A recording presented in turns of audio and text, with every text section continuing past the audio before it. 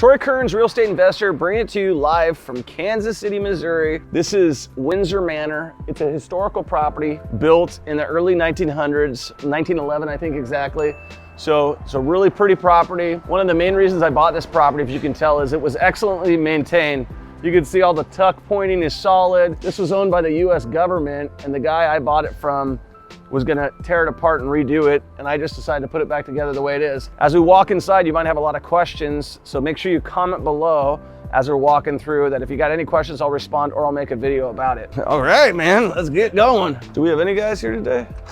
Oh, that's it. That was it. All right, so now we're inside. It's funny because I saw these mailboxes so many times when I was looking at the listing online, but we'll kind of walk you through where we're at. So this is what a unit's gonna look like. This is a smaller unit right here. You've got your little bathroom here, little step down right here, living quarters, and look at this nice kitchen, baby, baby. Know you like this, huh? That is crooked. Dale, can you tell your guys to just make these level? This is like one of my biggest irritations is when these guys put these in sideways. That one looks good, that one's crooked. Just make sure that whoever's putting them in at least uses a level. That's one thing that my eye always goes to on properties is whether it's level or not. So this is one unit that's already been complete. I'll walk you down through this. All right, so here's another unit. This one's finished up here too. So these are over large size. That's why the guy wanted to chop them up because these are so big. I just figured put it back together. So this is the bathroom. This is the bedroom. You got a kitchen right here. Honestly, it's like a 2-bedroom the way I see it. So we're gonna be doing a couple little changes around here, but this is one unit right here. This one's pretty much fully complete. Keep going down this way. Here's another one that's fully complete. A little bit more separation on this one. This fridge is too big for these ones, so we're moving this to a different unit. I bought these at Costco for $9.97. Great buy, but too big for this particular unit. These were the original 80s cabinets. We just repainted these. So people who say, oh, I need to put new cabinets, new cabinets, new cabinets. Okay. I like the way these were laid out. Just put some new paint on them. Put some LVT. This is original hardwood, which we spliced in. Keep coming down here. Here's a unit that's in process right now. So you can kind of see what they're starting with. So they're coming through here, fixing this. They cut out this existing hardwood and then they'll splice back in new hardwood and then we'll buff it back together. Originally, I wasn't even gonna pull this freaking carpet off, but I'm going over budget already. I was just originally gonna go with the carpet we had in here, but my wife and the interior designer got together and sabotaged me. They're making good progress though. Here's one that's getting all new hardwoods in it, looks like. This is one we had to go all the way on apparently. So this is one that we wanna relay out a little bit because there's nothing left in this one. Here's another finished one. You can see what they look like when they're finished. These were original cabinets as well, but they look new, solid. Good cabinets, good sized kitchen. It's not too late for these guys to get these on there the right way. How much average rent? It's gonna be interesting. So it's a good question, OTEP. So when we originally calculated the rents, I calculated $850 just for easy numbers. Do I think I'm gonna get more than that? Possibly. The rent over there up the road for smaller units that they've done a couple little different things to is like $1,100. We're gonna try to be super competitive and beat everybody else. So we'll probably go under 1,000. And once we get things rented, maybe we'll increase the rent a little bit, but we should start having something for rent in the next couple weeks. This is just giving you a general idea of what we're doing to these properties. We're not going back and overspending money. We're repurposing things. Everything I talk about in my videos, I'm doing exactly what I say I'm gonna do. I'm not trying to break the bank and redo everything. Why not just paint them? Our budget was originally gonna be around like 600,000. It's probably gonna go over that. So 600 divided by 30, it's 20,000 a door. We're gonna spend probably 30,000 a door. So maybe it's gonna be closer to 900,000. We do have an elevator. So the elevator was actually gonna cost $130,000 to fix. I got it done for $25,000. So when I originally talked to the elevator company, I was like, well, how much is it to fix the elevator? And he gives me a piece of paper and it says $130,000 with like 2 sentences on the bid. And I'm like, okay, can I ask a few questions? He's like, yeah, sure. I'm like, I don't really understand your bid. Why is this $130,000 with 2 sentences that really don't say anything? He goes, well, I'm glad you asked. He's like, it's an old elevator. We really don't know what we're dealing with here. And so we give you what is called a FU bid, which means they're hoping I say yes to it because they bid it so damn high, because they don't know what they're looking for. So what happened was I got to talking to the guy and I said, so let's say you guys could figure out the problem, because he's like, we can't figure out the problem because we don't have a diagram for the old unit. And I was like, well, what happened up there? Why is it not working? He's like, well, some squirrels got up there and they ate the wiring. I'm like, oh, so it's an electrical issue? And he goes, well, he didn't say that. I said, so it sounds like it's mostly electrical. Well, it ended up being that way.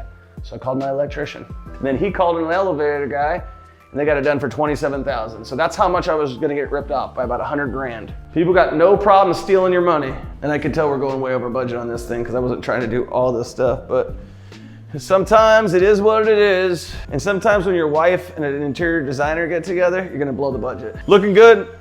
Thank you. So yeah, they're moving pretty quick in here. We got all these floors. What do you think, OTEP? You like it in here? Yeah. It's pretty dope, huh? Yeah. You consider this home? Yeah. This is the infamous elevator. Yeah, I got it locked right now because I'm not gonna even let the people use it because it's like an old style elevator.